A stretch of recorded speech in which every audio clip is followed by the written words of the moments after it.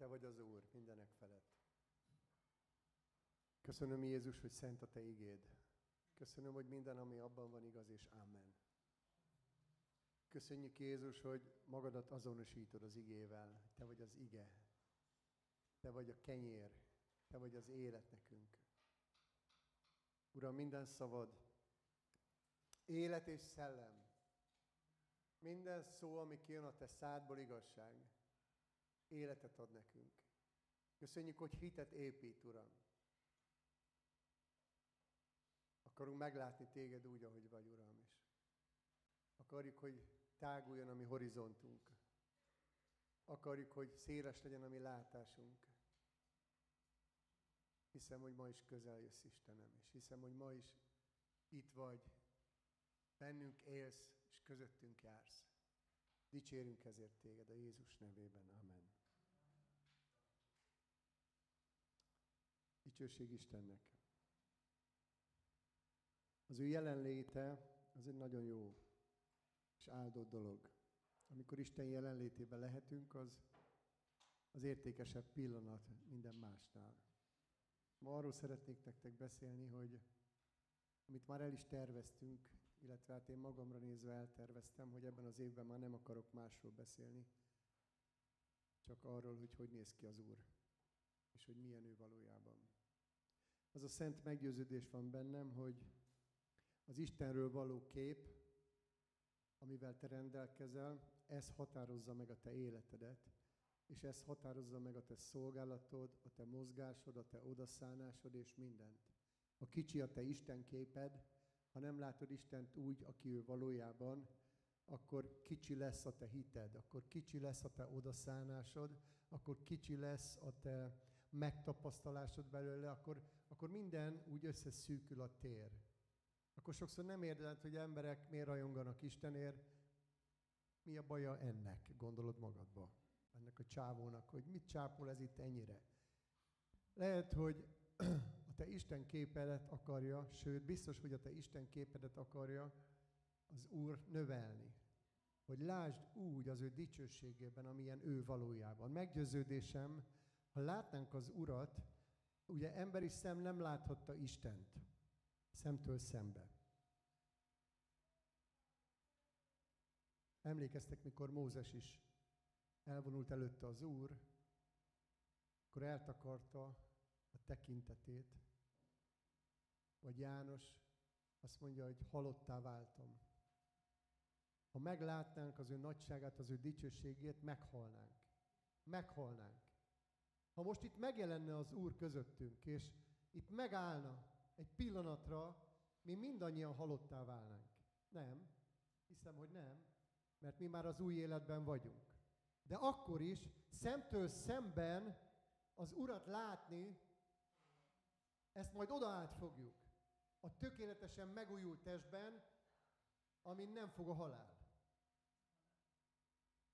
De az, hogy te mennyire ismered az Urat, hogy van-e képzelő erőd, hogy van-e tudásod, hogy van-e ismereted, hogy kicsoda az Úr, ez nagyon sokban rajtad múlik. Mert Isten nem rejtőzködő Isten. Isten nem olyan, hogy elrejti magát, bujkál az Isten. És egyesek meglátják az Isten, de vannak, akik soha nem látják meg az Isten. Egyeseknek megjelenik Isten, álmokat ad, kijelentéseket ad, szól hozzájuk, míg másoknak nem ad álmokat, nem. Mert Isten így kivételezik, mert Istennek vannak kedvenc gyerekei, akiket azért hívott el, mert ők a kedvencek, és vannak néhányan, akik csak úgy vannak, hogy valakik azért legyenek még. Ugye ez mekkora hazugság? Mert Isten az emberek közt nem tesz különbséget. Az ő szeretetét egyformán adja még a hívőkre, még a hitetlenekre is. Isten nem tud más tenni, mint szeretni. Ma Istennek nem az ítélő keze, ma Istennek nem a haragvó keze van jelen ebben a világban, hanem a kegyelmes Isten van jelen, aki azt akarja, hogy ebből a szeretetből kivétel nélkül mindenki kapjon annyit, amennyit csak akar. És az ismeret az rajtad múlik, hogy megismered-e őt, hogy akarod-e megismerni Istent. Sokszor fordítva történnek a dolgok, prédikálunk dolgokról. Egy csomó mindenről prédikálunk, hogy kellene ezt, hogy kellene azt csinálni. Hogy szánd oda magad az Istennek, hogyan szolgálatra van mindenki elhívva, hogyan szolgáld az Urat, hogyan járj az Isten népe közé a gyülekezetben, hogyan legyél hűséges. De higgyétek el, hogy ezeket hiába mondjuk, teljesen felesleges ezekre buzdítani és ezeket mondani, ha azokban, akiknek ezt mondod, nincs ott az Isten ismeret. Mert minden szolgálat, minden odaszánás és minden dolog, ami életünkben abból fakad, hogy tudjuk, hogy kinek tesszük ezt. Mert ha látjuk, hogy a trónon ki ül, akkor teljes alázatban és teljes odaszánásban vagyunk az ő irányában. Amen. És minél inkább látjuk őt, annál inkább akarjuk őt szolgálni. És minél többet tapasztalunk meg belőle, minél több ismeretet szerzünk, minél több megtapasztalásban van részünk, az életünk annál jobban az ő oltárán lesz. Az ő dicsőségében fog járni, annál több szolgálatot fogsz tenni az Úrért, csak hogy építsd az ő királyságát. Nem fogsz tudni kihagyni egyetlen alkalmat sem, mert hiszed, hogy a közösség, a gyülekezet az ő mennyasszonya, ami szent, és te is oda tartozol. Nem cserélnél fel majd egyetlen programot, meg semmit azért, semmit, egy nyaralást, egy programot, semmit, ha valóban ismernéd őt. Én ezt mondom neked. És nagyon komolyan gondolom, hogy ő szent, hogy ő hatalmas, hogy ő dicsőséges, ő uraknak ura. És azt mondja, hogy többé már nem ti a saját magatokéi vagytok. Már nem a magatokéi vagytok. Nem ti irányítjátok a dolgokat, a rendszert. Hanem azt mondja Jézus, a saját véremen megvásároltalak benneteket, az enyémek vagytok. Én mondom meg, hogy mit csináltok. Ez olyan, mint van egy munkahely. Tegyük fel, hogy jobban el tud képzelni. És a munkahelynek van egy vezetője.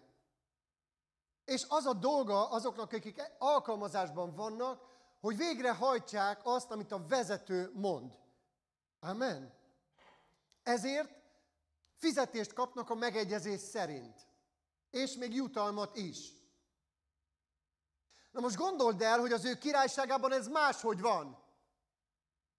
Gondold el, hogy az ő királyságában úgy van, hogy mi az Úrhoz jöttünk, és a jutalmat és a fizetést megkaptuk.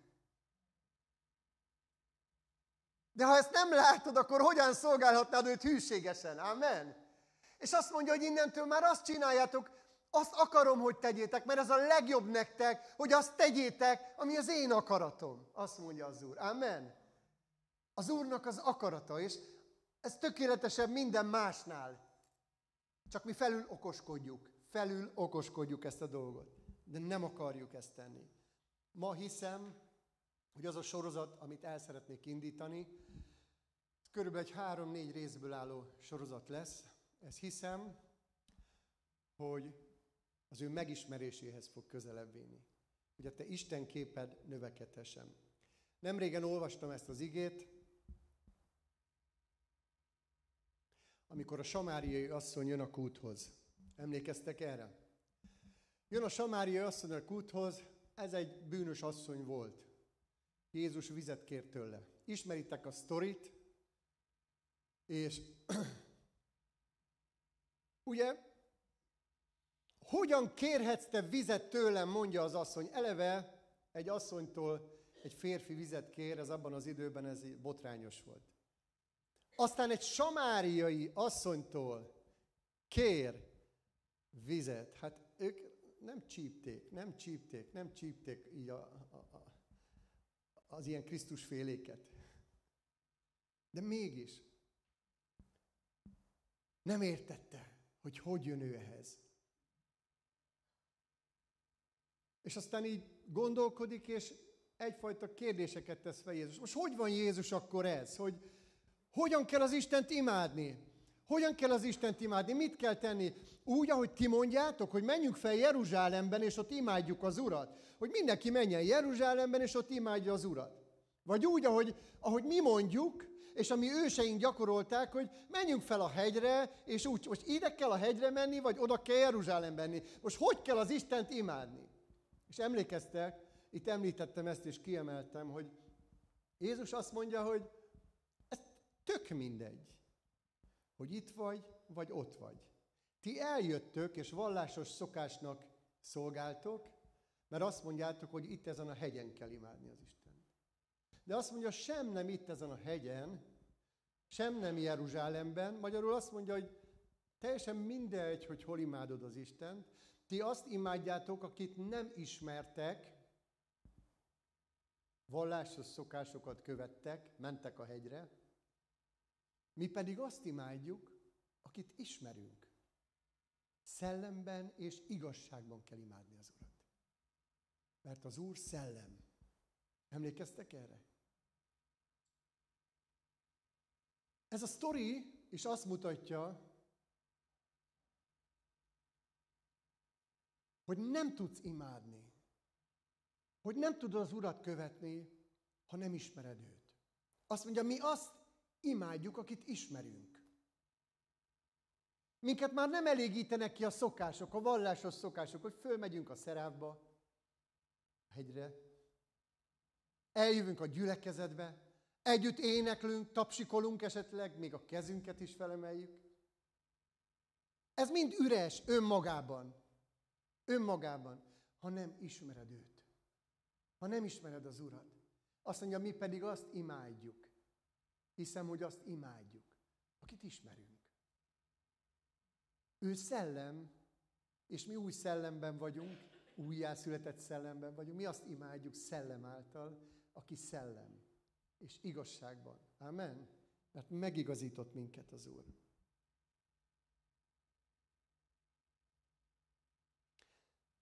Tudod, az Ószövetségben nagyon sok mindent olvashatsz a hatalmas Istenről. A hatalmas Isten, az Atyaisten nagyon sok olyan dolgot végzett, amit olvashatsz, amik így felfoghatatlanok. És gondolkozz csak ezen. Én nem tudom, szoktál ezen elmélkedni, hogy olvasod az igét, hogy csak egy-két sztorit, hogy így kiragadjak. Hogy ott volt a választott népe Istennek Egyiptomba. És Isten nem tudta nézni ezt, és meghallgatta a kiáltást, és kivezeti őket Egyiptomból. Csak gondolkodtál ezen, hogy miféle csapások voltak ott Egyiptomban? Hogyan végezte el, hogy elengedjék a fogvatartók a rabokat, akik építkeztek, akiket tudtak ott sanyargatni, akiket tudtak dolgoztatni, akik a munka terhét vitték. Hogy aztán elengedjék őket. Aztán, mikor elengedik, mégis utánuk mennek, gondolkodtál már azon, hogy micsoda természeti dolog az, hogy a Vörös-tenger ketté válik? Gondolkodtál azon, hogy egy tenger ketté válik? Gondolkodtál azon, hogy jön a sereg, ott vannak, és akkor rácsap a botjával Mózes, mert Isten ezt mondja, ketté válik, és azt mondja, hogy a választott nép száraz lábbal kelt át. Nem is az, hogy dagonyázott, hogy ott maradt valami kis dagonya, hanem azt mondja, hogy a víz falként állt, és a nép átment közte. Jó, mese, tehát ezt elmondod egy világinak, aki nem hisz Istenbe, mert nem ismeri őt, akkor kinevet. Persze, több 10 méteres víz falként áll, és látod, hogy ott úszkálnak oldalt a halak, te meg mész át, a milliós tömeg megy át, száraz lábbal. Gondolkodtál már ezen? Hogy kicsoda az Isten? Hogy neki milyen hatalma van? Sokszor piti dolgokban nincs hitünk arra, hogy Istenhez menjünk. Kis dolgokban, a saját életünk körül, a saját kis dolgainkkal. De az Isten hatalmas és határtalan. Ő képes egy tengert ketté választani. És a nép száraz lábbal átmenni. Ő képes arra, hogy amikor éhes a nép, akkor az égből mannát hullajtjon. Ő képes arra, hogy amikor szomjas a nép utána, és kint vannak, és gyalogolnak, és megszomjaznak, hogy a sziklából, a száraz sziklából vizet fakasszon. Határtalan, hatalmas az Istenünk. Nincs hozzá fogható senki. Isten olyan erős, és olyan tudás birtokában van, és olyan hatalom veszi őt körül, és az ő szavára olyan dolgokat tesz, amit fel se tudsz fogni emberileg. Milyen az Istenképet? Kisisten vagy nagyisten? Kihez jövünk, amikor dicsőítjük őt? Kihez jövünk, mikor felolvassuk az igét? Kihez? Ahhoz az Istenhez, aki a tengert ketté választotta. Aki hullajtotta, és 1 millió népet így megetetett. Aki azt mondta, hogy legyen és meglett. Csak gondolj vissza a teremtésre. Azt mondja, hogy a szavával teremtett. Csak szólt egy szót, és meglett. A mi Istenünk hatalmas. A mindenségnek az ura és világbírója. Ott vannak a bevehetetlen városok körül. Hány háborút olvasol az Ószövetségben, ahol Izrael népét támadják, választott népet támadják. És hány csodát élnek meg, amikor olyan túlerőkkel szemben háborúznak, hogy semmi kilátás nem volt, mert maroknyinak tűntek. És akkor előálltak az énekesek, énekelgettek, azok meg összevesztek, azt agyonvágták egymást. Ezek meg jól megkergették, azt elvették mindenüket. Hát micsoda dolgok! Hát le van írva, és egy hitetlen embernek, akinek nincs Isten képe, azt hiszi, egy mesekönyv a Biblia. Ezeket elolvas, és röhög nagyokat, és azt mondja, mi ez? Ezeknek hisztek? De a mi Istenünk valóban határtalan és hatalmas. Amikor odaérnek Jerikó falához, és bevehetetlen város Jerikó, és akkor Isten azt mondja, 6 napon keresztül járkáljatok körbe. A 7. napon menjetek 7-szer körbe, fújjátok meg a kürtöket. És az a hatalmas, bevehetetlen városnak a falai ledőlnek. Hát milyen Isten az ilyen? Milyen Istenünk van nekünk? Kicsoda az Úr a mennyben? Kicsoda az Atya Isten a mennyben? Gondolkozol te ezen? Vizionálod ezeket a dolgokat? A te szemeid előtt látod ezeket? Mi nem egy fűhöz, fához járultunk, nem a hegyhez jöttünk, nem ehhez vagy ahhoz, hanem az élő Isten trónjához jöttünk. Velünk az Úr van, Izrael szentje van velünk, aki Izrael népét így vezette és kiválasztotta. És azt mondja, hogy titeket is tettelek választott néppé. A szellemi Izraelbe bele tartozunk mindannyian, amen? Dicsőség Istennek! És ma ugyanaz vonatkozik, ugyanaz a vezetés a mi életünkre is, mint Izrael népére vonatkozott. A te életed is tudja vezetni. A te bevehetetlen falaidat is le tudja rombolni az Úr. Amik ott tornyosulnak előtted hatalmas problémák, az Úrnak ennyi, semmi pillanatok alatt, semmivé lesz. Csodálkozz hát rá, hogy kihez járultál. Tudd, amikor eljössz a gyülekezetbe, hogy kihez jössz el. Nem hozzám jössz el, nem Zolihoz, vagy nem a másik atyafihoz, vagy valakihez. Az élő Isten színe elé jövünk. Úgy hívjuk, hogy Isten tisztelet. Az valóban legyen az. Isten tisztelete. De ez a kép engedd meg, hogy táguljon. Ézsaiás 9:6. Az Ószövetség után. Ez az Ószövetségben van, de profécia. És figyeld, és erre fog felépülni ez a 4-5 tanítás majd később is. Mert egy gyermek születik nékünk, egy fiú adatik nékünk, az örökkévaló, aki vállára veszi az uralom terhét, és így hívják. Figyeld, hogy hívják. Csodálatos, tanácsadó, erős Isten, az örök lét forrása, a békesség fejedelme. Békéje és uralkodása egyre jobban kiterjed. Véget nem ér soha. Királyként ül Dávid trónján, melynek igazság az alapja. Igazságosság által uralkodik, attól kezdve örökké. Féltő szeretetének tüze által az örökkévaló, a seregek ura viszi ezt véghez. Amen. Ézsaiás jóval Krisztus előtt profétál. És elmondja azt, hogy az az Isten, akit látott Izraelnek a népe, ahogy látta ezeket a csodákat, ahogy átélte ezeket a győzelmeket, ahogy tapasztalta, és féltek az Istentől, tudod? Mikor Isten ott a hegyre is lejött, és Mózessel beszélt, a nép félt és rettegett, és nem akarták már hallani az Istennek a hangját, nem bírták hallgatni az Istennek a hangját, mert olyan hatalmas volt az Isten, és mégis eltértek, és mégsem ismerték őt meg, mint Isten. Mégsem akarták őt szolgálni, mint Isten. És aranyborjukat állítottak maguknak, meg elkezdték imádni a materiális dolgokat. Lehet, hogy hozzánk még nem is volt ilyen közel az Isten. És mondhatnánk azt, hát nem csoda, hogy kicsit a világ is ott van, kicsit a materiális is ott van, de nem, ez nem így van. A legközelebb hozzánk van Jézus Krisztus által Isten. És itt ez az ige, amit mond, azt mondja, hogy Isten maga az örökkévaló gondoskodott arról, hogy elküldje az ő fiát, akinek nevet adott. És itt nem azt mondja ez a profécia, hogy Jézus Krisztus, hanem egy nevet adott neki, és felsorol egy néhány nevet. Például azt a nevet, ugye, hogy csodálatos.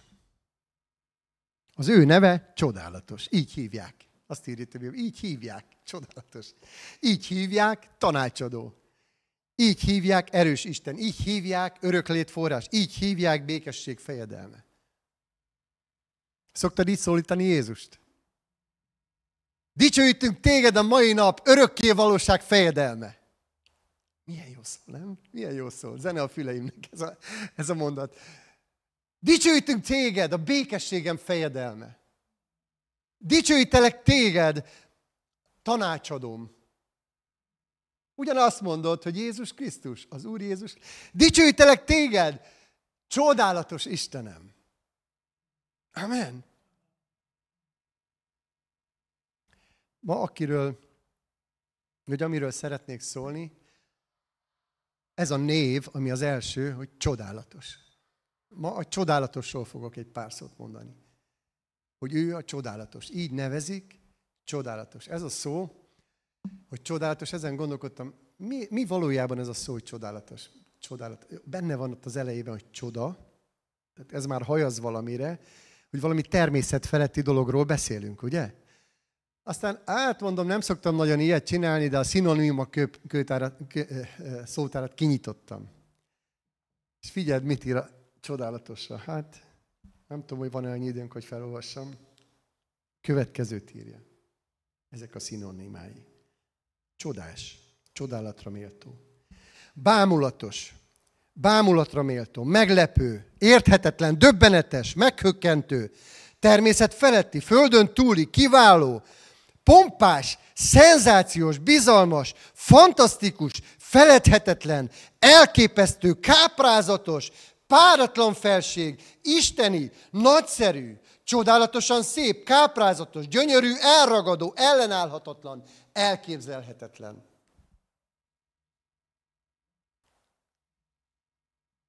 Hogy látod Jézust, mint csodálatosat?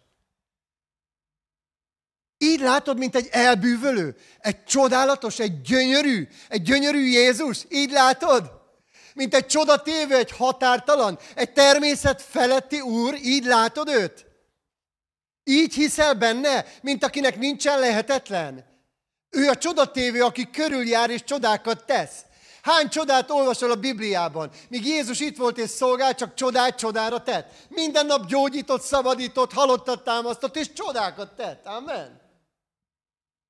Olvasod az igében, hogy milyen természetfeletti csodálatos dolgokat tett. Azt mondja például, hogy mentek hát a tavon Genzáratba éltek. Az ott lakók felismerték Jézust, és az egész környéken elhíreztelték, hogy megérkezett. Híre volt már Jézusnak. Azt mondja, így aztán minden beteget odavittek hozzá, és kérték, hogy legalább a ruhájának a szegélyét hadd érintsék meg. Akik csak megérintették, mind meggyógyultak.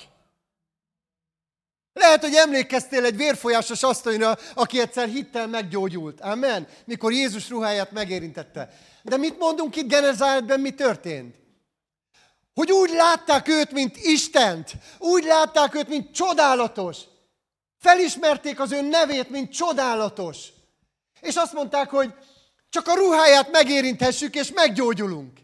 És az emberek mentek sorba tömegestől, a betegek megérintették a ruhájukat, és az van írva az igében, hogy mind meggyógyultak.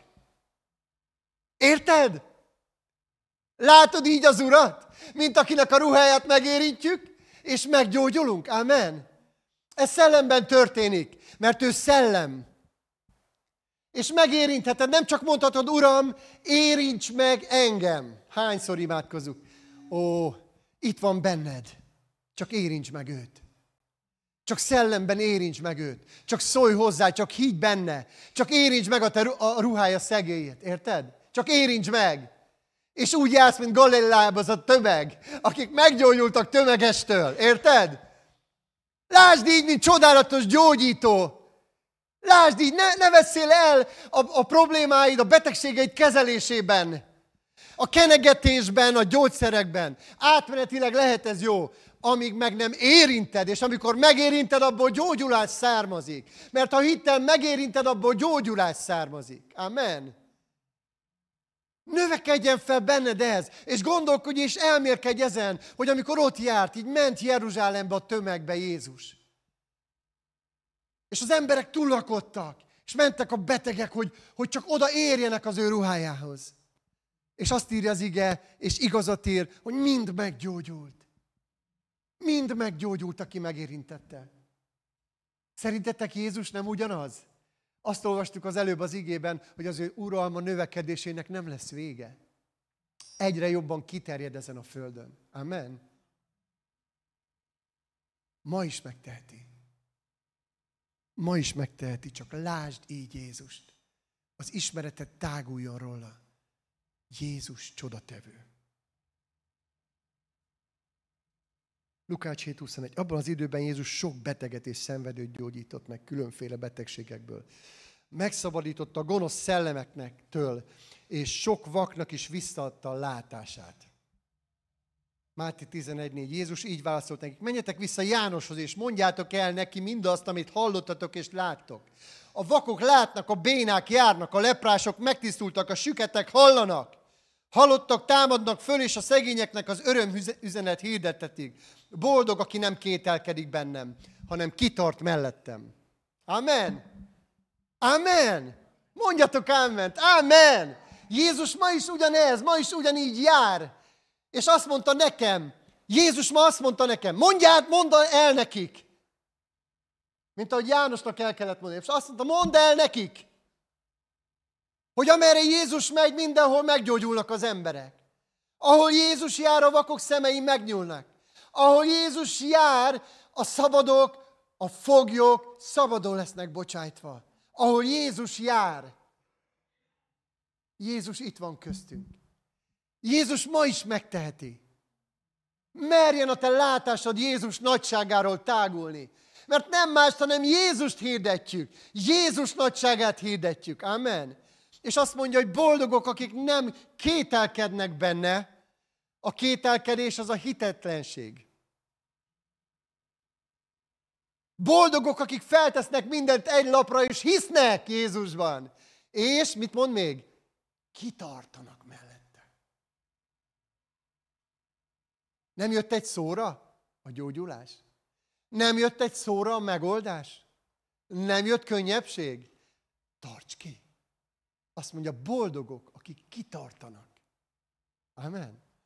Azt is mondja egyébként, hogy itt a földön nyomorúságotok lesz, de bízzatok, tartsatok ki. Amen. Mert én legyőztem ezt a világot. Lásd az Urat ma is így. Kérlek, lásd. Azt mondja, hogy egy csodálatos úr a halál fejet. Látod, hogy halottakat támaszt fel Jézus. Azt mondja, hogy a Naini ifjút feltámasztja, Jairus lányát feltámasztotta, Lázárt feltámasztotta. Már szaga volt, már büdös volt, és feltámasztotta. Hányan vagytok itt, akik nem gondoljátok ezt egy őrült dolognak, hogy feltámadás ma is van, és lehetséges? Van itt valaki, aki hiszi a feltámadást? Hogy halottak feltámadhatnak ma is. Hiszel ebbe? Tudjátok az életünknek azt a nagyon szomorú eseményét, amikor meghalt az öcsém motorbalesetben. Ugyanúgy hittem a feltámadásban, mint azután, hogy őt eltemettük. Ha tudnád azt, hogy akkor mi történt, csak egy néhány szemelvényt hagyosszak meg veled. Én annyira hittem a feltámadásban, hogy az öcsém fel fog támadni, hogy elmentünk ott, ahol őt hűtötték, az egyik helyre, és napokat ott töltöttünk imádkozásban. És volt, hogy hallottam szinte a fülemmel, hogy kopog belülről, hogy engedjetek ki. És mikor ez nem történt meg, és áthozták a temetés helyszínére, Pécserre, és egy ottani hűtőházba tették, képes voltam arra, hogy pénzt fizessek azért, hogy a hűtő kulcsát megszerezzem. És bementem, és kihúztam a tepsivel a halott testet, és szóltam neki, hogy állj fel. És nem történt meg. Ott álltam, könyörögtem, és hittem teljes szívemből. És akkor azon gondolkodtam, hogy valóban nincs ma már feltámadás. És nem mindenkit támaszt fel az Úr. De amikor a Lázárnak is szólt, akkor neki kijelentése volt Lázár feltámasztásáról. És azt mondja, hogy csak imát is azért imádkozok, miattatok imádkozok itt most, a hitetlenek miatt. De igazából csak szólt volna neki, hogy én tudom, hogy ez megtörténik, és hogy fel fog támadni, és tudom, hogy fel fog támadni, és csak szólt volna neki, hogy gyere ki. Nekem nem volt kijelentésem erről, de hittem. Amikor ott sem történt meg ez a dolog, akkor az én dolgom volt az, hogy az ő ruháját elvigyem, hogy felöltöztessék be ebbe a ruhába a temetésre. És mielőtt ez történt, fölmentem a hegyre, és leterítettem a földre ezt a ruhát, a fűbe, és ráfeküdtem. Azt, amit majd a halottra feladnak. És azért imádkoztam, órákig sírtam fönt a hegyen, hogy az életnek a szelleme szálljon erre a ruhára, és amikor rá fogják teríteni, és felöltöztetik bele, nyíljon ki a szeme, és éljen. Ahogy a keszkenőt elvitték, mikor Pál gyógyított, és az a keszkenő gyógyulást hozott a betegeknek hitáltal, erre az igére alapozva így feküdtem ezen a ruhán ott órákig, kint a fűben, és azért imádkoztam, hogy az élet szellemét hordozza ez az öltöztetés, és kelljen élet. És nem támad fel. Annyira hittem benne, hogy jön a hír, hogy minden telefoncsörgésnél gondoltam, hogy na most mondják meg, mi történt. Aztán a temetésen is fölszólították, hogy jöjjön ki a koporsóból. Az öcsémet eltemettük, és az öcsém meghalt, az Úrnál van. És ezen gondolkodtam utána sokáig. Csalódás nem volt bennem, mert hittem, hogy az Úrban, és hittem a kijelentésben, hogy van ma feltámadás. Hogy Jézus ma is ugyanaz, aki volt, a csodatévő, a csodálatos Isten. Hogy fogok-e merni én még halottakért imádkozni, hogy támadjanak föl. És azt mondom ma, hogy igen. És hiszem, hogy lesz olyan pontja, mielőtt Jézus visszajön, hogy szólni fog, és fel fogjuk támasztani a halottat. Amen. Ma is van feltámadás. Ma is történik a világban feltámadás Jézus nevében. Ma is tud a halott test életet kapni Jézus Krisztus nevében. Hiszek a feltámadásban. Látni akarom úgy Jézust, mint aki feltámadt a halálból, és úr a halál felett. Látni akarom úgy Jézust, mint aki szól, és meg lesz. Hű, de nagy a forgalom. Baj van? Nincs? Látni akarom Jézust úgy, mint aki cselekvő Isten. Amen. Akarom, hogy a Jézusra alkotott képem ne annyi legyen, hogy köhögök, meg egy kicsit krákog a torkom, és hiszek abban, hogy meggyógyulok. És tényleg meggyógyulok, mert hiszek benne, hanem az ilyen nagy dolgokban is, amikor elkövetkezik, Hogy Isten szól, a halott feltámad. Amen.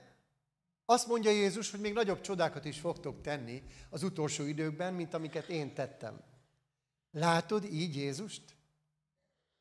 Látod ilyen csodálatosnak Jézust? Ilyen csodatévőnek?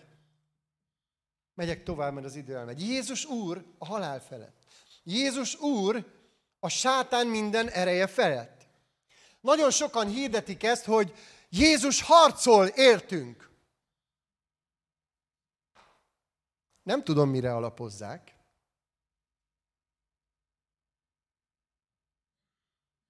Mint hogyha az ellenséggel harcolna még Jézus. Érted? Nem tudom, te imádkozod-e ezeket az imákat, hogy Uram, harcolj értünk! Győzd le az ellenségünket! Ilyenkor tulajdonképpen azt mondod, hogy Uram, még nem tetted meg, kérlek tedd meg most, hogy győzd le. Tehát hajj meg még egyszer, vagy valamit csinálj, hogy az ellenség le legyen győzve. Tehát nem tudjuk néha mit beszélünk, mert jól hangzik ez, hogy ő valóban egy erős vitéz harcos, és fel fog állni egy nap az Úr, és ítélni fog, és sok minden fog történni. De ma nem láthatod úgy Jézust, mint aki harcol. Azt mondja, ő felment, és az Atya jobbján helyet foglalt. Teljes békességben és nyugalomban van. Azt mondja, mindenek az ő lábai alá lettek vetve. Mint utolsó ellenséget, a halált is legyőzte. Mivel kéne még harcolnia Jézusnak? Semmivel. Jézusnak nem kell harcolnia. Jézus az erős, vitéz, győztes. Aki a Golgotán, mikor elvégeztetett, kikiabálta ezzel a szellemvilágban, hogy a győztes én vagyok. El van végezve, azt mondta. Elvégeztetett. Amen. Ne imádkozd ezt. Uram, harcolj értem meg. Ez a te mesemondásod. Nem, az Úr nem harcol, nyugiba van. Az a győzelem, amit Krisztus megszerzett, ő általa a tied. Lehet, hogy neked vannak harcaid a belső és a külső embereddel. Azért adott Isten hatalmat, hogy adj egy sallert neki.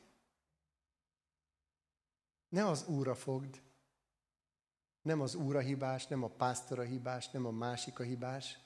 Érted? A hited növekedjen Krisztusban. És legyen az a látásod az Úrban, hogy ő egy erős, aki lefegyverezte az ellenséget. Így van megírva konkrétan a Bibliában, és ez az ige mindent elmond erről. Azt mondja, hogy Kolossé 2.15, a szellemi világ fejedelmeit és az uralkodóit a Krisztus közreműködése által megfosztotta a hatalmuktól. És diadalmenetében közszemlére tette őket, mint győztes hadvezér a foglyait. Érted ezt az igét? Tehát Jézus dicsekedett ezzel, és bemutatta azt, hogy el van vesztve a részükről minden. Az ellenség, aki dörzsölte a markát, hogy Jézust majd megölik, és majd a halál uralkodik felette, ami után feltámadt, rájött arra, hogy vesztett.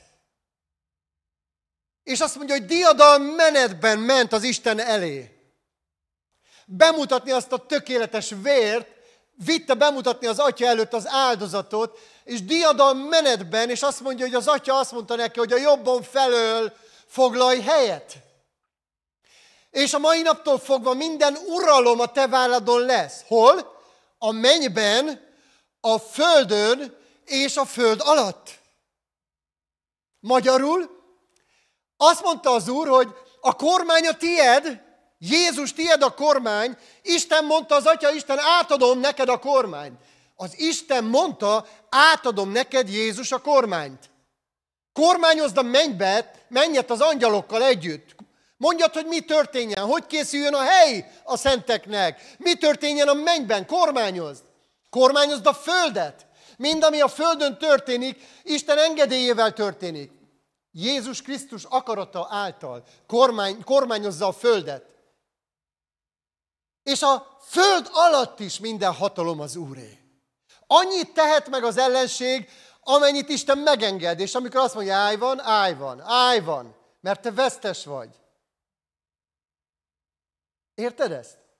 Egy nap Krisztus a hatalmát vissza fogja adni az Atya Istennek.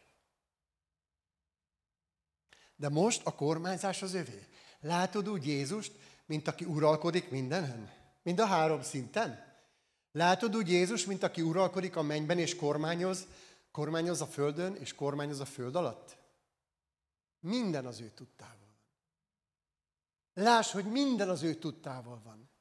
Néha elveszünk a problémákban, a támadásokban. Vannak támadások? Igen, vannak. Itt élünk, amit a sátán ural a földön? Igen, itt élünk. Na de a kormány az mégiscsak az Úrnál van. És amikor te segítségül hívod az Úrnak a nevét, megszabadulsz, azt mondja az ige. Amikor hittel jössz elé, és látod őt, mint Urat, és fogod a kezét, és mész vele, megszabadulsz. Amen. Higgyél, és legyen látásod az Úrról. Lásd őt, mint kormányos. Lásd őt, mint diadalmat aratott. Lásd őt, mint aki az ellenségeit a lába alá vetette és legyőzte. Lásd így az Urat. Lásd ilyen hatalmasnak, ilyen nagynak, ilyen erősnek, ilyen dicsőségesnek. Az Úr Jézus neve csodálatos, azt mondtuk. Ő csodatévő és Úr a vihar és a természeti jelenségek felett. Amen.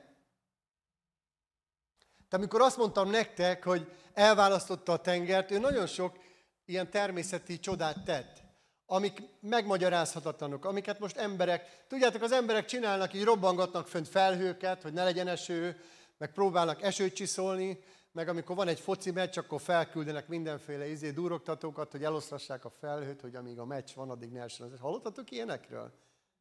Még gonoszságok is vannak állítólag ebben, hogy ellenséges szempontból is kiszáradjon a föld, és ne legyen termés. Ezt is próbálják szabályozgatni. Állítólag ilyenek is történnek. De micsoda az ember, és milyen parányi és kicsi ahhoz képest, mint ahogy Isten tud a természeti dolgokba beavatkozni. Amen. Csak emlékezzetek meg erről. Nem csak erről az Vörös-tengeren történtekről, hanem például ott van az, hogy Jézus így válaszolt, miért féltek, kicsinyítek? Aztán félreállt, ráparancsolt a szélre és a tóra, akkor elállt a szél, elsimultak a hullámok, és nagy csend lett. És még a tanítványok is ezt kérdezték, kicsoda ez, hogy még a szél és a vihar is engedelmeskednek neki. Érted? Tehát Jézus rajta járt a vízen. Látod őt, mint csodálatos, aki a vízen jár? Látod őt, mint csodatévő, hogy egy fergeteges viharban, ahol jön be a víz, és mindenki azt hiszi, hogy pusztulat, itt a vége, meg fogunk halni, amikor törik az árbóc, és minden recsegés, és egyszerűen az életét menteni, és üvöltenek, és Jézus alszik lent a hajónak a gyomrában, békességben, és rázzák, hogy mesterkeljél már fel, hát itt pusztulunk mindannyian, végünk van. Mondjuk el az utolsó mi atyánkot. Vége. És azt mondja, hogy miért rémültetek meg kicsiny hitű? És akkor feláll ebben a őrületes vihar, és azt mondja, állj a szélnek. Azt mondja a víznek, nyugi. És megáll a vihar, és kisimul a tó. És a tanítványok néznek, pedig számtalan csodát, meg se tudjuk számolni, hány csodát láttak Jézust. Azt mondják, ki ez? Így még nem ismertük, mint csodálatos. Csak gondolkodj el egy ilyen történeten, hogy ki a te urad. Csak gondolkodj el egy ilyen sztorin, hogy ki a te Istened, aki így szól a viharnak.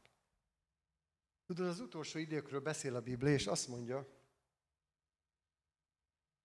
ugye Jézus kérdezik a tanítványai, mindig ilyen kíváncsi-fáncsi csapat volt, és mindig azt akarták tudni, hogy mi lesz a jövőben. Ülhetünk-e ott melletted, én a jobbot felől, te a bal, hogy lesz majd Isten országa, ez az. Ilyen nagy haszonleső brigád volt ez. Szerintem kicsit olyanok voltak, mint én. Lehet, hogy én is megkérdeztem volna Jézus, hogy azért, hogyha fölmész a mennybe öreg, vagy haver, vagy nem tudom, hogy hívták, vagy úrnak. De szerintem ők nagyon jó kapcsolatban voltak, ilyen nagyon jó családias kapcsolatban, akkor azért remélem egy helyet kinézzem mellette, tehát hogy azért el ne feledkezz róla. Tudod, itt is együtt voltunk, meg minden. Azért Jézus nem áll ne.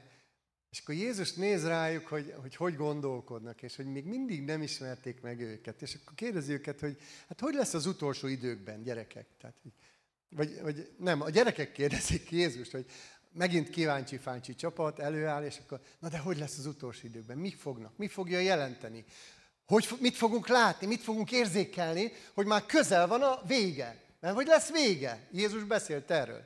És akkor azt mondja nekik Jézus, hogy fogjátok hallani a háborúknak a zaját. És fogtok híreket hallani a távolból. És zajló háborúkról. És ne rémüljetek meg, ezeknek meg kell történni. Mielőtt a vég valóban elérkezik, egyik nép a másikra fog támadni. Egyik ország a másik ellen fog harcolni. Földrengések lesznek, és nagy éhínségek, és járványok, és lesznek különböző helyeken. De mindez még csak a szülési fájdalmak kezdetét jelzi. A nagy kíváncsi csapat, akik kíváncsiak, gondolták, hogy valami jó kis pozitív dolgot fog Jézus mondani, nem? Hogy majd az lesz, hogy majd ti jöttök, és akkor elő fogtok bejönni a mennyek országába, majd onnan fogják tudni mindenki, hogy jön János, meg Péter, és akkor majd ők bevonulnak nagy mellénnyel, nagy koronával a fejükön, és akkor azt mondja, hogy nem, hanem ezek fognak történni, amiket itt felsorol. És amikor azt mondjuk, hogy szükség van-e, hogy úgy lásd Jézus, mint csodatévő, aki ura a természeti dolgoknak, a természet feletti erejével, akkor el kell, hogy mondjam neked, hogy az utolsó időkről itt az van megírva, hogy erőteljes földrengések és viharok lesznek, és járványok lesznek mindenütt. Ha? Volt egy kis Covid. Na, mi nekünk egy kis Covid. Néhány ember ugyan meghalt, személyes ismerőseink, kicsit megrázódtunk.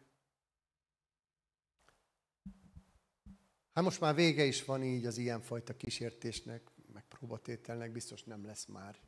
Figyelj, az utolsó napokban olyan megrázattatás lesz, a föld úgy fog remegni, és olyan földindulások és földrengések és pusztítások lesznek, olyan árvizek lesznek, és olyan járványok lesznek.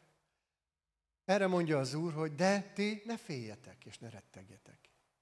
Na most figyelj, ha nem fogod látni Jézust úgy, mint egy csodatevő Istent, aki a természet felett is Úr, és ez az erők felett is Úr, és a majd eljövő hatalmas nagy, mit tudom én, Covid, vagy nem tudom én mi lesz, bármi is legyen, majomhimlő, vagy bármi. Ha nem látod úgy Jézus, mint aki Úr ezek felett, akkor mit fogsz csinálni? Betolsz. Be fogsz rejtőzni a szobádba, bezárkozol, ilyen oxigénsátrat fogsz venni magadnak, és ott fogsz alatta levegőzni, hogy el ne kapjad, mert látod, hogy a majomhimlő az meglátszik már az arcokon is, ekkora sebek vannak mindenkinek a fején, és nagyon fenyegetnek vele, és te marhára nem akarsz ilyen nagy sebeket a fejedre, hanem azt gondolod, hogy inkább a kis családoddal berejtőzöl, és majd te elrejted magad. Én elmondom neked, hogy inkább lásd Jézust úgy, mint csodatévő, aki ezektől meg tud oltalmazni. Az övéit meg fogja oltalmazni. Lásd úgy, mint aki, hogyha eljön egy megrázattatás, és a föld úgy fog mozogni, hogy ketté szakad, és városokat nyel el, mert el fog jönni, akkor te ne féljen a szíved, és tudd azt, hogy az Izrael Istene van veled, aki ura a viharnak, aki ura a földnek, és ura mindeneknek. Most van az ideje, hogy tágítsd a te szemléleted Jézus Krisztusról. Most van az ideje, hogy lásd őt, mint csodatévő. Most van az ideje, hogy feküdj le a te ágyadban, és képzeld el magad előtt azt a vihart, amiben ezek voltak, és azt a Jézust, aki megállította ezt a vihart. Képzeld el ezeket a sztorikat magad előtt.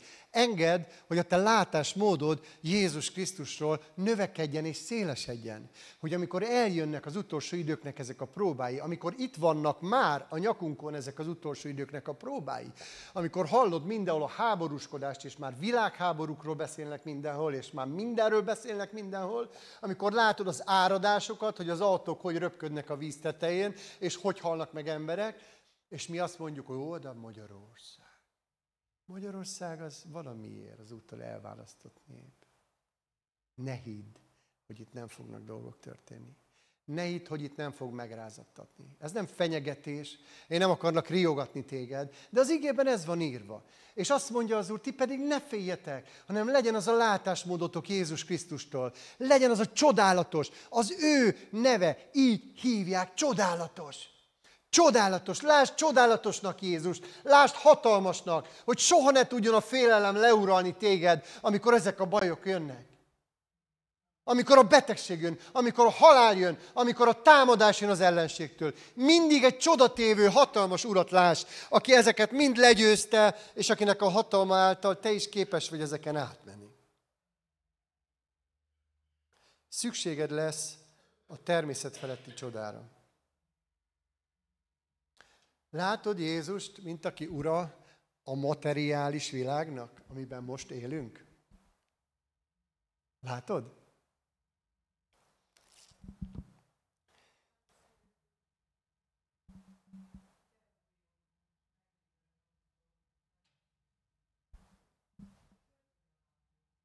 Abszolút, minden átíródik. Igen. Igen. Igen, olyan dolgok, amiket igazságnak hittünk, meg amiket tanítottak nekünk sok éven keresztül, ma megcáfolják.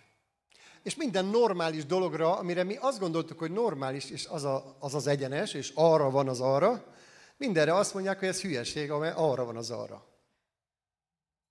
Értitek? És olyan abszurd dolgok lesznek úgymond kihirdetve igazságként. Mi ez, ha nem a megtévesztés és az ellenségnek a szava? Én nem mondom, hogy a régi látásmód az nem volt, vagy az tökéletes volt. Én nem mondom ezt, mert nem biztos, hogy tökéletes volt. Biztos, hogy tágulnunk kell, de a valódi igazságot csak Istenben tudjuk megtalálni. Ha megismerjük Istent, meg tudjuk az igazságot ismerni. Ha nem ismerjük meg Istent, akkor mindig csak ilyen odacsapódó, bolyongó lelkek leszünk. De ott tartottam, hogy az anyagi, materiális dolgok felett Úr Jézus Krisztus. Amen. Jézus tud adni neked egy házat. Így van, Jói? Most csinálta. Jézus tud adni neked egy szekeret, vagy egy autót, vagy amire vágysz. Jézus tud adni neked ahhoz pénzt, hogy kifizesd a számláidat. Jó, hát nem hisztek benne. Persze meg kell dolgozni érte, mindig mondjuk ezt, meg kell. De Jézus Úr az anyagi világ felett is. Jézus Úr a materiális világ felett is. Mi nekünk az agyunk át van mosva ezzel a pénz, sok pénz, még több pénz. Mert azt hiszük, hogy pénzzel mindent el lehet érni, de nem igaz.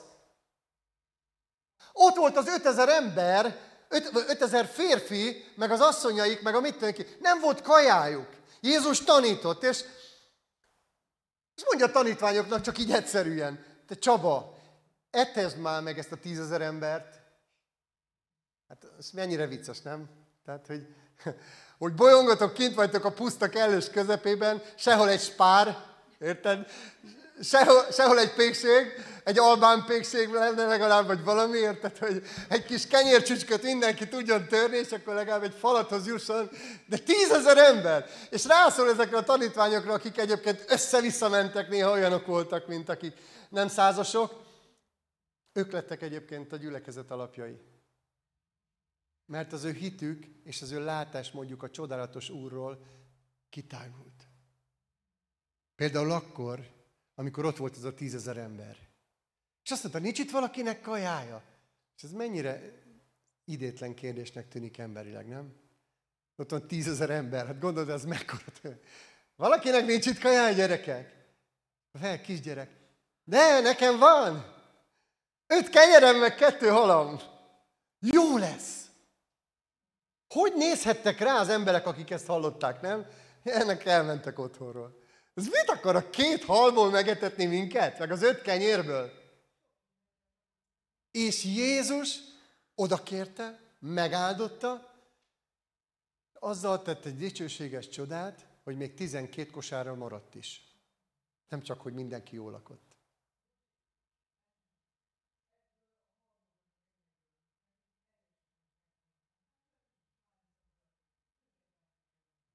Jól teszed.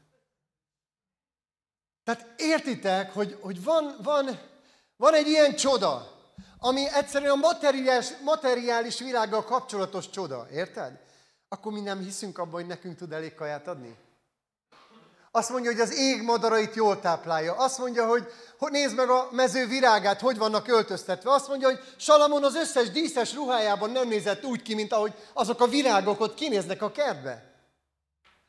Azt mondja, mennyit csörtetnek ezért, mennyi pénzt keresnek, mennyit melóznak azért, hogy ők ilyenek legyenek? Nulla, semmit. Ó, ti kicsiny hitűek, azt mondja. Lehetséges a te anyagi gyarapodásod Jézus Krisztus által? Valami nagyon cseng. Igen, lehetséges. Lehetséges ez, hogy te gyarapodjál anyagilag, és a te anyagi szükségeid is be legyenek töltve, méghozzá az ige azt mondja, az ő gazdagsága szerint. Amen. Most nem szólítalak fel arra, add be a felmondást, tesó, ne legyél hitetlen. Feküdj otthon, és hidd el. Lesz elég lóvé. Isten szorgalomra is indít bennünket, és ő meg fogja áldani mindazt, amit a kezünkkel teszünk is. De nem csúszhatunk szét, és nem lehetünk a materiális világnak a rabjai. Nem engedhetjük meg, hogy a mamon uralkodjon. Isten nagyon sokszor figyelmeztet erre. Hála az Úrnak, az ő kegyelméből jól mennek a dolgaim anyagilag. De nagyon sokszor megállít és figyelmeztet. Ne legyen a pénz a te rabságod. Mert ha a zsebedben van a pénz, és nem a szívedben, az egy nagy áldás. De ha a szívedben van a pénz, az egy nagy átok. Bíz Istenben. Legyél a kevesen hű, és az Úr sokra bíz, ezt mondja az ő igéje. Amen. Egy ige van még ezzel kapcsolatban, azt mondja, hogy Filippi 4:19, Istenem pedig be fogja tölteni minden szükségeteket a dicsőséges gazdagsága szerint, ha Krisztus Jézusban éltek. Dicsőség az Atyának és az Istenünknek örökkön örökké. Amen? Csak ezt a mondatot, csak gondolkozz ezen a mondaton. Mit mond ebben? Minden szükségedet. Azt mondja, hogy minden szükségedet be tud az Úr tölteni. Azt mondja, mindent. Nincs olyan, amit te el tudsz képzelni, hogy ne tudna ő megadni. Ne tudná azt betölteni. Hogyan? Ahogy te elképzeled. Legyen egy kicsit több, hogy már Párizsit is tudjak a zsíros kenyérre venni. Dicsőség az Úrnak. Azt mondja, nem, az ő gazdagsága szerint fog mindent betölteni. Amen. Az ő dicsőséges gazdagsága szerint, ha Krisztus Jézusban éltek. Érted? Benne élni, benne mozogni, benne létezni. Krisztus csodálni, látni őt, mint csodatevő Isten, látni őt, mint gondviselőt, látni őt, mint szabadítót, látni őt, mint gyógyítót, látni őt, mint aki a természet felett úr, látni őt, mint aki a sátánt lefegyverezte, és bemutatta, mint egy vesztest, pellengére állítva. Érted?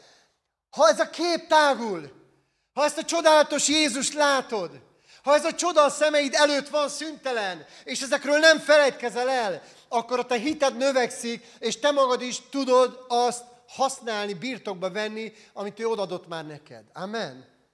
Tudsz így közlekedni, és tudsz így áldást kapni Krisztusban.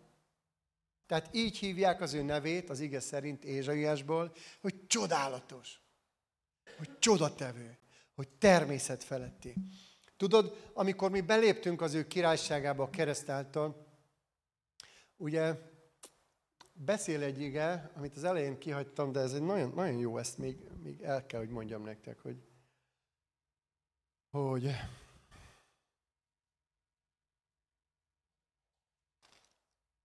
van egy ige, és ez nagyon tetszik, hogy igen, 1 Korintus 1:23.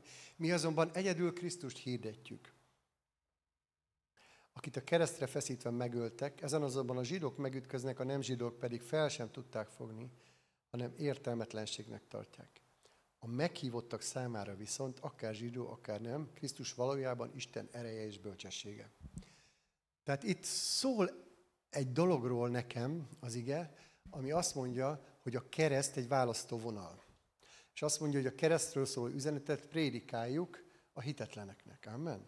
De mi akik a kereszt után vagyunk, azt mondja, Istennek a hirdetett igéje, hogy is mondja? A meghívottak számára, minket, akiket behívott az ő királyságába, mindegy, hogy zsidók vagyunk, vagy kik vagyunk, valójában a Krisztusnak az erejét és a Krisztusnak a bölcsességét kell hirdetnünk. Amen. Tehát amit a hívőknek hirdetni kell, amiről a hívőknek beszélni kell, az a Krisztusra való rácsodálkozás, a Krisztusra való szemléletmódváltás, a Krisztusról való látásmódnak a kiszélesedése, az ő bölcsességének, az ő határtalanságának, az ő nagyságának, az ő csodálatos voltának a szemlélése. Ha nem gondolkozol ezen, és nem forgatod ezt magadba, hanem járja át a szívedet, ha nem inspirál téged, akkor mindig egy ilyen kis istenképed marad. A kis istenképpel kis szolgálat, kis odaszánás, kis teszünk-veszünk Jézusért mozgalom. De ahogy növekszik az istenképünk, hiszük, hogy ez egy nagy hitet eredményez, és hiszük, hogy ez nagy odaszánást, egy nagy tüzet, egy nagy Krisztusért való rajongást. Tudod, nem lehet senkit megerőszakolni abban, hogy legyen szerelmes a feleségébe. Annyi rossz házasság van, mint a kutya, és annyian élnek úgy, hogy hát már nem válunk el, mert már megszoktuk egymást, az asszony megfőz, meg kimos, én meg elmegyek a haverokkal. Egy házban lakunk, és jó van, enyém, tied, majd valamikor véget ér. De hol van az a kezdeti szerelem ezekből a házasságokból, amikor megismerték egymást? Amikor rácsodálkoztak egymásra, amikor szemlélték, és azt mondták, hogy nekem ő kell, ő az életem társa, ő lesz az én szövetségesem, egy csodálatos. És tudod, ez nem olyan Krisztus megismerése, ami egy ilyen pár évig tartó szerelem, mint a házasságban néha, hanem újra és újra rácsodálkozhatsz újabb és újabb dolgokra. És ha a házasságod olyan, hogy gondot fordítasz arra, hogy kommunikálsz, hogy időt töltesz, akkor rájössz, hogy mennyi kincs és érték van a te házastársadban. Újra és újra rácsodálkozol arra, hogy hol vagyok én ettől? Mennyi kincs van benne? Milyen természete van? Hogyan tudja ezt önzetlenül tenni? Hogy tud így szeretni? Hogy tudja így elnézni? Vagy néha befogni a száját, mikor én sokszor nem tudom befogni. Hogyan tudják? És akkor rácsodálkozol. És a szeretet egyre jobban növekszik a te szívedben. Nem, hogy elmúlna, hanem az odaszánás, a vágy iránta, a szerelem tüze lobog. Dicsőség Istennek, hogy nekem is 33 éve lobog a szerelem tüze a feleségem iránt. Mert újra és újra rácsodálkozok, hogy ott van benne Krisztus, hogy mit tesz benne Krisztus és általa is, és elájulok, úgy bírom. Tök jó szerelmesnek lenni. És Jézus ugyanezt akarja, hogy mi rajongással legyünk, de ez nem így működik, ha nem csodálkozol rá, ha nem látod őt csodálatosnak, ha nem hiszed el ezeket a sztorikat, amiket a Bibliában olvasol, hogy ő miket tett, akkor mindig csak egy ilyen kis Jézust fogsz látni. Ugye kis Jézust ünnepeljük, ugye, kis Jézust. Fenyőt állítunk neki. Nem akarjuk őt, mint kis Jézus, mert tudjuk, hogy uraknak ura és királyoknak királya. Akarjuk, hogy a mi látásmódunk, ez a csodálatos, hatalmas, határtalan Istentől. És most ott ül ő az Atya jobbján. Jézus ott ül. Ott ül, nyugi van, Jézusnak nyugi van most. És azt mondja, hogy közben jár érettünk az Atya Istennél. Nincs szükség más közben járóra. Csukd be a szemed, és olvasok egy igét még így. Ilyet nem szoktunk csinálni, de most csukd be a szemed. És nagy a képzelő erőtök, akkor most ezt képzeljétek el. Tehát most szeretnék egy pillantást mutatni. Tényleg kérlek, csukjátok be a szemeteket, ne foglalkozzatok most másra. Szeretnék egy pillanatképet mutatni, hogy néz ki most Jézus. Megfordultam, hogy lássam, ki szól hozzám. 7 színarany aranymécses tartott.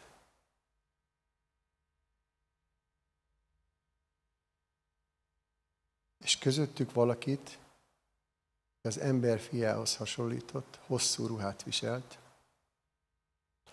A mellek körül egy aranyő volt.